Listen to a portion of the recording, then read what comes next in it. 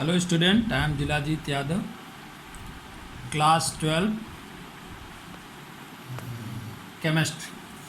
Our topic is physical properties of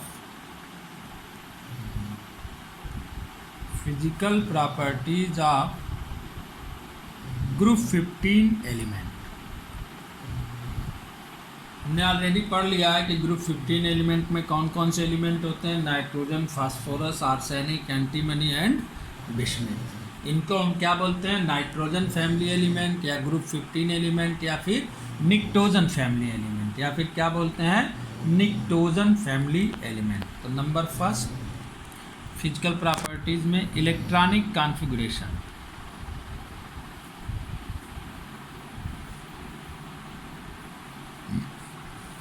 general electronic configuration जो होती है इनकी वैलेंस सेल की NS2Np3 होती है। ग्रुप 15 एलिमेंट की जो जनरल इलेक्ट्रॉनिक कॉन्फ़िगरेशन होती है वैलेंस सेल की वो होती है NS2Np3। जैसे हम देखें नाइट्रोजन का इलेक्ट्रॉनिक कॉन्फ़िगरेशन हुआ helium 2s2 2p3 and principal quantum number. Phosphorus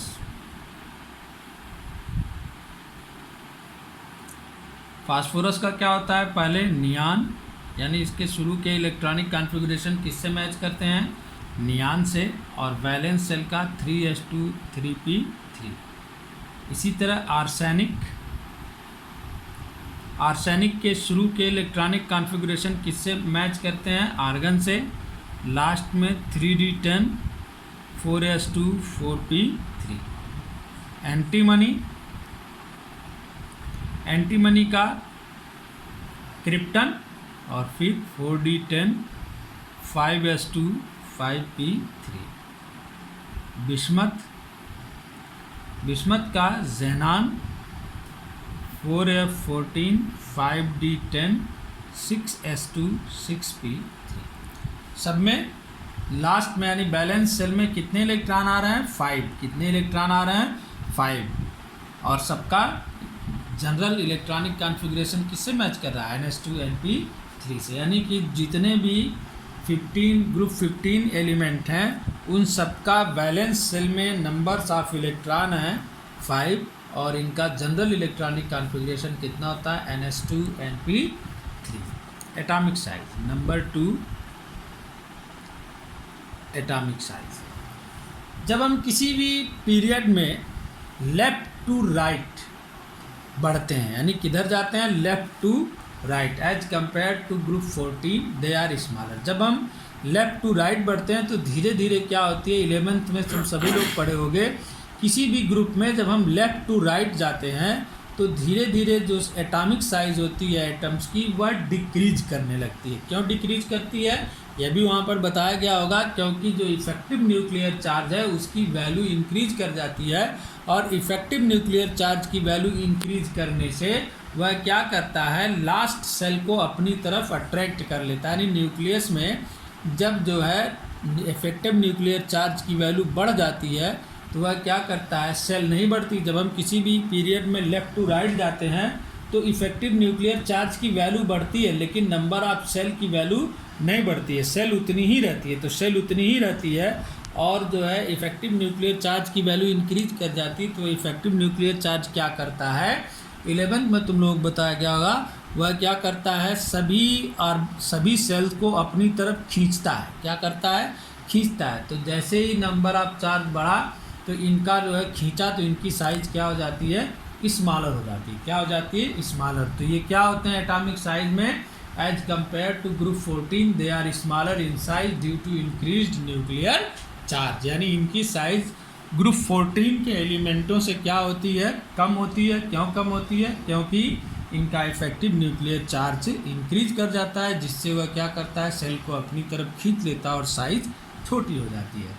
जब हम इस ग्रुप में यानी नाइट्रोजन से बिस्मुथ की तरफ बढ़ते हैं तो साइज इंक्रीज करती है। क्या करती है? साइज इंक्रीज करती है। क्यों साइज इंक्रीज करती है? जब हम किसी भी ग्रुप में अप टू डाउन जाते हैं यानी ऊपर से नीचे जाते हैं तो इफ़ेक्टिव न्यूक्लियर चार्ज बहुत कम बढ़ता है, लेकिन सेल की वैल्यू बढ़ जाती है, और सेल की वैल्यू बढ़ जाती है तो इफ़ेक्टिव न्यूक्लियर चार्ज सेल को उतना नहीं खींच पाता जितना पीरियड में खींचता है। तो इसलिए इसकी वैल्यू क्या हो जाती है, एटॉमिक साइज की वैल्यू किसी भी ग्रुप में अप टू डाउन जाने पर डिक्रीज करती है। यानी समझ लो पीरियड में लेफ़्ट टू राइट जाएं, लेफ़्ट टू राइट तो यह क्या करती है, इंक्रीज करती है, और ग्रुप में अप टू डाउन जाएं तो एटॉमिक साइज क्या करती है, डिक्रीज करती है। बात सभी लोग याद रखोगे, अपने आप सारी चीज़ें समझ में आएंगी। तो यहाँ पर भी जब हम जो है तो 14 के बाद 15 आता है, तो यानी 15 ग्रुप के जो एलिमेंट होते हैं इनकी जो एटॉमिक साइज होती है ग्रुप 14 के एलिमेंट से क्या होती है, स्मॉलर होती है। और जब हम इसी में ग्रुप 15 एलिमेंट में के ग्रुप में अप टू डाउन जाते हैं, यानी नाइट्रोजन से बिस्मुथ की तरफ जाते हैं, तो इनकी साइज क्या करती है, तुरंत क्या करती है, इंक्रीज कर जाती है। साइज क्या करती है, इंक्रीज करती है। पीरियड में लेफ़्ट टू राइट जाने पर डिक्रीज करती है, हमने उल्टा लिख दिया है। किसी भी पीरियड में लेफ़्ट टू राइट जाते हैं तो साइज क्या करती है, डिक्रीज करती है। और किसी भी ग्रुप में अप टू डाउन जाते हैं तो साइज क्या करती है, इंक्रीज करती है। क्या करती है, इंक्रीज करती है। बात याद रखना, पीरियड में लेफ़्ट टू राइट जाने पर डिक्रीज करेगी और ग्रुप में अप टू डाउन आने पर इंक्रीज करती है। तो इसीलिए 14 से 15 की तरफ हम जाते हैं तो जो ग्रुप 15 के एलिमेंट होते हैं उनकी साइज जो होती है ग्रुप 14 के एलिमेंट से स्मॉलर होती है। और जब इसी ग्रुप में हम अप टू डाउन या नाइट्रोजन से बिस्मुथ की तरफ बढ़ते हैं तो इनकी साइज क्या करती है, इंक्रीज कर जाती है। साइज डिक्रीज करने का रीज़न हमने बताया कि जब हम पीरियड में लेफ़्ट टू राइट जाते हैं तो हमारा जो न्यूक्लियर चार्ज है उसकी वैल्यू बढ़ती है, लेकिन सेल की वैल्यू नहीं बढ़ती। तो न्यूक्लियस क्या करता है, सेल को अपनी तरफ खींचता है, तो ज़्यादा फोर्स से खींच देगा तो साइज क्या हो जाती है, छोटी हो जाती है। Number 3, ionization energy. Ionization energy का मतलब क्या होता है, पहले हम लोग यह समझते हैं। जब किसी भी एटम को हम कन्वर्ट करते हैं आयन में, किस में कन्वर्ट करते हैं, आयन में। यहाँ आयन से मतलब है पॉजिटिव आयन, किसमें कन्वर्ट करें, पॉजिटिव आयन में। तो कैसे कन्वर्ट कर सकते हैं, कोई भी एटम पॉजिटिव आयन में तब कन्वर्ट होता है जब उसमें से इलेक्ट्रॉन रिलीज होता है। क्या होता है, उसमें से इलेक्ट्रॉन रिलीज होता है। तो जितना इलेक्ट्रॉन रिलीज होता है उसके ऊपर उतना ही पॉजिटिव चार्ज आता है। तो जब इलेक्ट्रॉन रिलीज होगा तो वह आयन में कन्वर्ट होगा। तो उस इलेक्ट्रॉन को रिलीज कराने में हम जितनी एनर्जी लगाते हैं, जितनी एनर्जी इसेंशियल होती है, वही एनर्जी उस एटम की क्या कहलाती है, आयनाइजेशन एनर्जी। क्या कहलाती है, आयनाइजेशन एनर्जी। यानी किसी भी एटम में से इलेक्ट्रॉन रिलीज कराने के लिए हमें जितनी एनर्जी इसेंशियल होती है, यानी जितनी एनर्जी की ज़रूरत पड़ती है, वही एनर्जी उस एटम की क्या कही जाती है, आयनाइजेशन एनर्जी। क्या कही जाती है, आयनाइजेशन एनर्जी। तो जैसे जैसे हम किसी भी पीरियड में लेफ़्ट टू राइट जाते हैं तो साइज डिक्रीज करती है due to effective nuclear charge, increase of effective nuclear charge. यानी इफेक्टिव न्यूक्लियर चार्ज की वैल्यू जब इंक्रीज करती है तो साइज डिक्रीज करती है। तो इफेक्टिव न्यूक्लियर चार्ज का मतलब क्या होता है, इफेक्टिव न्यूक्लियर चार्ज का मतलब किसी भी न्यूक्लियस के द्वारा जो सेल है उस पर लगाया गया अट्रैक्शन फोर्स। तो जब यहाँ पर अट्रैक्शन फोर्स यानी इफेक्टिव न्यूक्लियर चार्ज की वैल्यू इंक्रीज कर रही है तो इसका मतलब ये हुआ कि जो न्यूक्लियस है उसका फोर्स उस इलेक्ट्रॉन पर बढ़ रहा है, इंक्रीज कर रहा है। तो इलेक्ट्रॉन पर जब फोर्स इंक्रीज कर रहा है तो उस इलेक्ट्रॉन को बाहर निकालने में हमको अधिक एनर्जी लगानी पड़ती है। इसलिए ग्रुप 15 के जो एलिमेंट होते हैं इनकी आयनाइजेशन एनर्जी ग्रुप 14 के एलिमेंट से क्या होती है, ज़्यादा होती है, हायर होती है, बिकॉज ऑफ स्मॉलर साइज। यानी साइज जब स्मॉल हो जाने की वजह से इनकी जो ग्रुप 14 के एलिमेंट होते हैं उनसे इनकी जो आयनाइजेशन एनर्जी होती है वह ज़्यादा होती है। लेकिन जब हम ग्रुप 15 में ही अप टू डाउन जाते हैं, यानी ऊपर से नीचे नाइट्रोजन टू बिस्मुथ की तरफ बढ़ते हैं, तो आयनाइजेशन एनर्जी की वैल्यू क्या करने लगती है, डिक्रीज करने लगती है। क्यों, क्योंकि हमने अभी अभी बताया कि किसी भी ग्रुप में अप टू डाउन जाने पर साइज इंक्रीज करती है। और साइज इंक्रीज करने का मतलब क्या होता है, इफेक्टिव न्यूक्लियर चार्ज की वैल्यू कम होने लगती है। तो जब इफेक्टिव न्यूक्लियर चार्ज की वैल्यू कम होगी तो आयनाइजेशन एनर्जी की वैल्यू भी क्या होगी, कम होगी। यानी किसी भी पीरियड में लेफ़्ट टू राइट जाने पर आयनाइजेशन एनर्जी की वैल्यू इंक्रीज करती है और किसी भी ग्रुप में अप टू डाउन आने पर आयनाइजेशन एनर्जी की वैल्यू डिक्रीज करती है। तो यहाँ पर जो हमारे 15 ग्रुप के एलिमेंट हैं उनकी आयनाइजेशन एनर्जी ग्रुप 14 के एलिमेंटों से हायर होती है, लेकिन इसी ग्रुप में जब हम अप टू डाउन यानी नाइट्रोजन टू बिस्मिथ जाते हैं तो इसकी एनर्जी क्या करती है, धीरे धीरे डिक्रीज करती है। क्या करती है? धीरे धीरे डिक्रीज करती है। Number 4, electronegativity.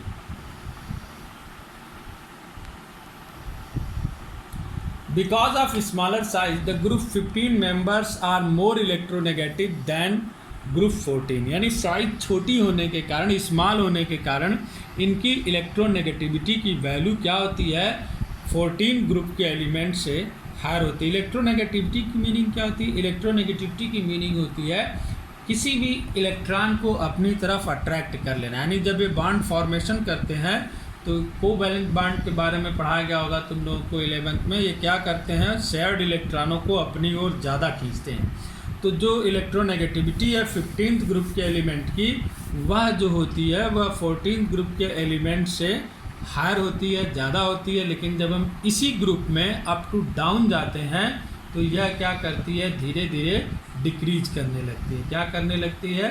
धीरे धीरे इंक्रीज, डिक्रीज नहीं, क्या करने लगती है? पहले इंक्रीज है, out of them the increasing order of electronegativity, यानी यह क्या होती है? धीरे धीरे, हाँ, डिक्रीज करने लगती है। क्या करने लगती है? डिक्रीज करने लगती है। यानी सबसे ज़्यादा किसकी होगी? नाइट्रोजन की, उससे कम फास्फोरस की, उससे कम आर्सेनिक की और सबसे कम बिस्मिथ की। किसकी होगी? बिस्मिथ की। यानी जब हम इस ग्रुप में अलॉन्ग यानी नाइट्रोजन टू बिस्मिथ की तरफ बढ़ते हैं तो जो इलेक्ट्रोनेगेटिविटी की वैल्यू है वह धीरे धीरे डिक्रीज करती है। सब क्यों डिक्रीज करती? क्योंकि साइज़ इंक्रीज करने लगती है। साइज़ क्या हो जाती है? इंक्रीज करने लगती है, इसलिए यह क्या करती है? डिक्रीज करती है। सबसे ज़्यादा इसमें इलेक्ट्रोनेगेटिविटी नाइट्रोजन की होती है, उससे कम फास्फोरस की, उससे कम आर्सेनिक की, उससे कम एंटीमनी की, उससे कम बिस्मिथ की। Number 5, metallic character. जैसे जैसे हम जो है इस ग्रुप में अप टू डाउन आते हैं, इनका मेटालिक कैरेक्टर भी क्या होता है? इंक्रीज करता जाता है। क्या होता है? इंक्रीज। हमने बता भी रखा है नाइट्रोजन क्या होता है। नाइट्रोजन और फास्फोरस नॉन मेटल होते हैं, आर्सेनिक और एंटीमनी मेटलाइड होते हैं, और बिस्मिथ क्या होता है? मेटल होता है। क्या होता है? मेटल होता है। और इनकी जो मेटालिक कैरेक्टर है ग्रुप 14 एलिमेंट की के कंपेयर में क्या होती है? लेस होती है। क्या होती है? लेस होती है। यानी ग्रुप 14 यानी किसी भी पीरियड में जब हम लेफ़्ट टू राइट बढ़ते हैं, लेफ़्ट टू राइट जाते हैं तो धीरे धीरे मेटालिक कैरेक्टर जो है क्या होता है? डिक्रीज करने लगता है। तो यहाँ पर जो है हम जो 15 ग्रुप के एलिमेंट हैं उनका मेटालिक कैरेक्टर ग्रुप 14 से क्या होगा? कम होगा। क्यों? क्योंकि 15 उससे एक ज़्यादा है। और इसी ग्रुप में जब हम अप टू डाउन जाते हैं तो इनका मेटालिक कैरेक्टर इंक्रीज करता जाता है। क्या करता है? इंक्रीज कर जाता है। नाइट्रोजन और फास्फोरस नॉन मेटल होते हैं, आर्सेनिक और एंटीमनी मेटलाइड होते हैं, और बिस्मिथ जो होता है वह क्या होता है? पूरा मेटल ही होता है। क्या होता है? मेटल ही होता है। Melting point and boiling point.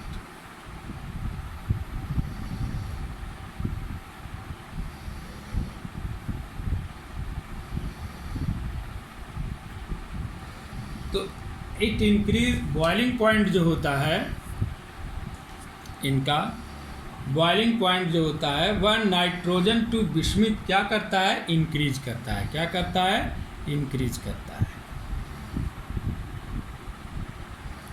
और जो मेल्टिंग पॉइंट होता है इनका वह पहले इंक्रीज करता है और फिर डिक्रीज कर जाता है। पहले जो है क्या करता है? इंक्रीज, और फिर क्या करता है? डिक्रीज करने लगता है। कंटेनेशन, कैटनेशन। कैटनेशन क्या होता है? इसमें केवल फास्फोरस और नाइट्रोजन जो होते हैं वह ऐसे, फास्फोरस P4 फॉर्म में पाया जाता है और नाइट्रोजन N2 फॉर्म में पाया जाता है। बाकी सब के सब क्या होते हैं? फ्री पाए जाते हैं। कैसे पाए जाते हैं? फ्री पाए जाते हैं।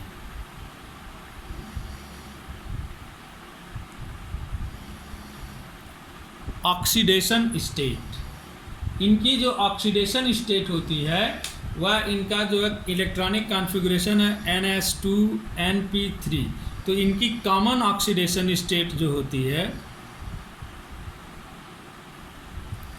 +5 एंड +3 होती है। क्या होती है? +5 एंड +3 होती है। इनकी जो कॉमन ऑक्सीडेशन स्टेट होती है +5 एंड +3 होती है। जो नाइट्रोजन होता है वह +5 ऑक्सीडेशन स्टेट में कभी भी कंपाउंड का फॉर्मेशन नहीं करता है। बाकी सब करते हैं, लेकिन नाइट्रोजन जो होता है +5 ऑक्सीडेशन स्टेट में कभी भी किसी भी कंपाउंड का फॉर्मेशन नहीं करता है। तो हमने क्या पढ़ा? फिजिकल प्रॉपर्टीज़ ऑफ निट्रोजन एलिमेंट या nitrogen family element, electronic configuration यानी इनका लास्ट का वैलेंस शेल का NH2NP3 होता है। एटॉमिक साइज़, इनकी एटॉमिक साइज़ जो होती है ग्रुप 14 एलिमेंट से लेसर होती है। आयनाइजेशन एनर्जी, इनकी जो आयनाइजेशन एनर्जी होती है वह ग्रुप 14 एलिमेंट से क्या होती है? ज़्यादा होती है। लेकिन हम जब किसी इस ग्रुप में जो है अप टू डाउन जाते हैं तब यह क्या होने लगती है? डिक्रीज होने लगती है। इलेक्ट्रोनेगेटिविटी क्या होती है? इस ग्रुप में जब हम अप टू डाउन जाते हैं तो यह क्या होती है? इलेक्ट्रोनेगेटिविटी भी इसकी जो है धीरे धीरे सबसे ज़्यादा इलेक्ट्रोनेगेटिविटी नाइट्रोजन की, फिर क्या होगी? फास्फोरस, आर्सेनिक, एंटीमनी, फिर बिस्मिथ की सबसे कम होती है। मेटालिक कैरेक्टर, इस ग्रुप में हम जब अप टू डाउन जाते हैं तो मेटालिक कैरेक्टर इसका इंक्रीज करता है, लेकिन यह जो है लेसर मेटल होते हैं कंपेयर देन ग्रुप 14 एलिमेंट।